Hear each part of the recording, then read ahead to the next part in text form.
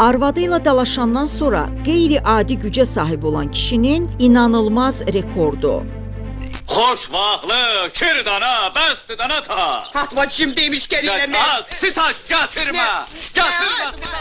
Bir çoxları gərgin vəziyyətdə olanda sakitləşmək və nəfəs almaq üçün açıq havaya çıxmağa üstünlük verirlər. 15-20 dəqiqəlik gəzinti stres atmaq üçün ən yaxşı vasitələrdən biri hesab olunur. Koronavirus pandemiyasının hökm sürdüyü dövrdə İtaliyanın Como şəhərində yaşayan 48 yaşlı kişi evdə arvadı ilə mübahisə elədikdən sonra hava almaq üçün küçəyə çıxır. Elə hər şey bundan sonra başlayır. Sakitləşmək üçün nə az nə çox 450 kilometr piyada yol gedir. İtaliyanın şimalındakı Como'dan Adriatik sahilindəki Fano şəhərinə qədər çatır. Gecə saat 2-də polis tərəfindən saxlanılanda isə bir həftə əvvəl arvadının onu itkin kimi axtarışa verdiyi məlum olur. Nə üçün bu qədər uzun yolu piyada gəlmisən sualına cavabında isə sürətini azalda bilmədiyini, nə qədər yol getdiyinin fərqində olmadığını, sadəcə biraz yorğun və hirsli olduğunu bildirib. İtalyan sosial şəbəkələrində Forrest Gump ləqəbi ilə məşhurlaşan İtaliyalı